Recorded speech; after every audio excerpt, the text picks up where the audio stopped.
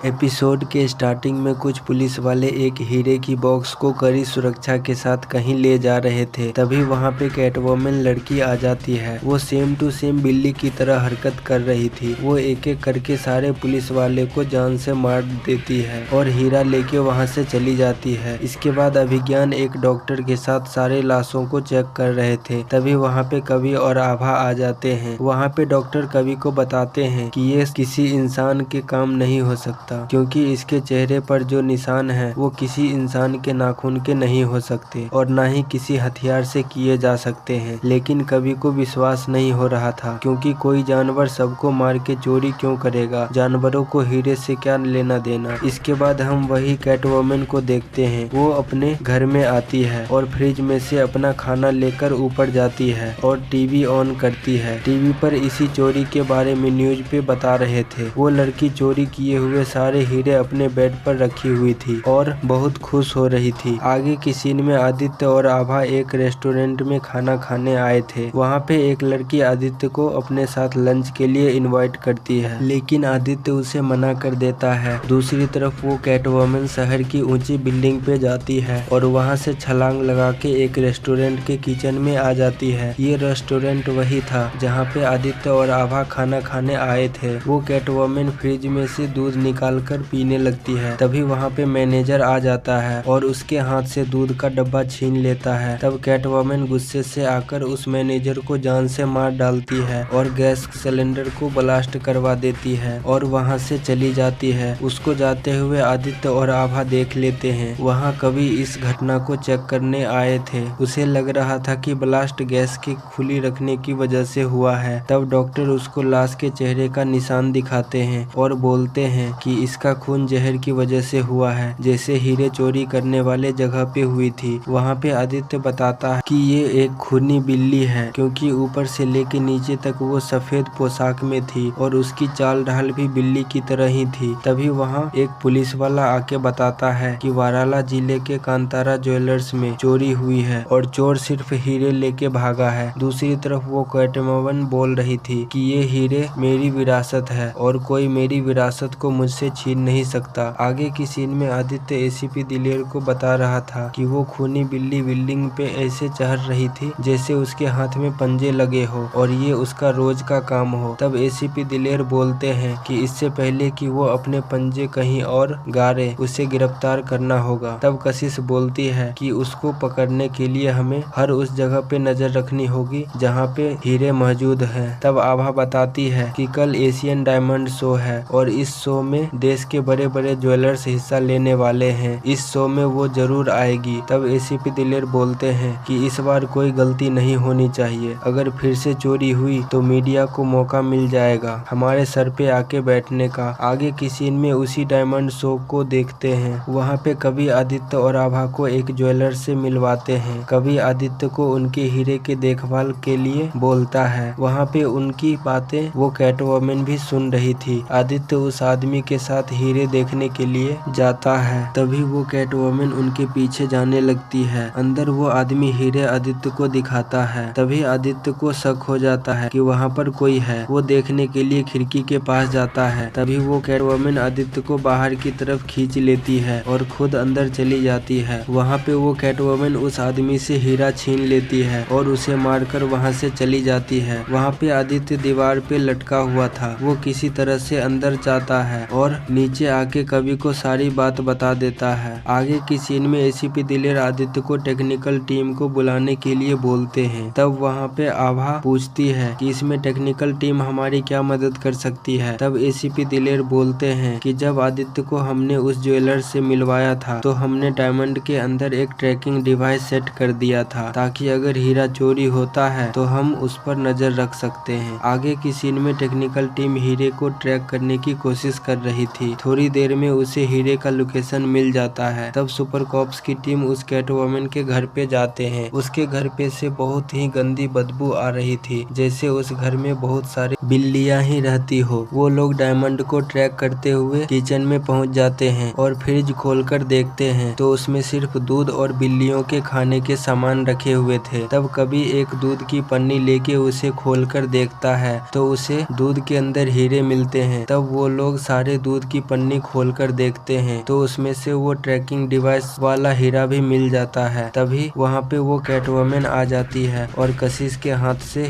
Diamond छीन लेती है और छत पे चली जाती है। तब सुपर कॉप्स भी उसके पीछे जाते हैं। वो कैटवुमन बहुत समझदारी से कभी आदित्य और आभा को कमरे के अंदर बंद कर देती है और कशिश के सामने आ जाती है। तब कशिश और वो कैटवुमन में बहुत खतरनाक फाइट होता है। उस फाइट में कशिश घायल हो जाती है। तब तक कवि और आदित्य भी दरवाजा तोड़कर बाहर आ जाते हैं और वो कशिश को हॉस्पिटल लेकर जाते हैं। हॉस्पिटल में कशिश की हालत बहुत खराब होती है, इसलिए पूरी टीम बहुत ज्यादा परेशान थी। वहाँ पे डॉक्टर कशिश का ऑपरेशन करके कशिश की जान बचा लेते हैं। वहाँ पर एसीपी दिलेर कशिश से वादा करते हैं कि उसके घाव भरने से पहले वो लोग उस कैटवुमन को पकड़ लेंगे। आगे की सीन में कवि और आदित्य उस डायमंड को ट्रैक करते हुए एक शॉप के अंदर जाते हैं, लेकिन वहाँ पे उन्हें सिर्फ ट्रैकिंग डिवाइस और एक चिट्ठी मिलती है जो उस कैटवुमन ने रखी थी। कवि ये सारी बातें एसीपी दिलेर को बताते हैं। आगे की सीन में हॉस्पिटल में आभा ये फैसला करती है कि उस कैटवुमन को वो अकेले पकड़ेगी और उसे सजा देगी। अगले दिन उस कैटवुमन को एक अखबार मिलता है। उसमें हीरा चोरी करने वाले चोरों के लिए चुनौती थी, कोई हीरा चोरी करके दिखाए। तब वो कैटवुमन हीरा चुराने जाती है। वो हीरा लेके वहाँ से जाने ही वाली थी कि वहाँ पे आभा आ जाती है और वो बताती है कि उस न्यूज़पेपर में गलत खबर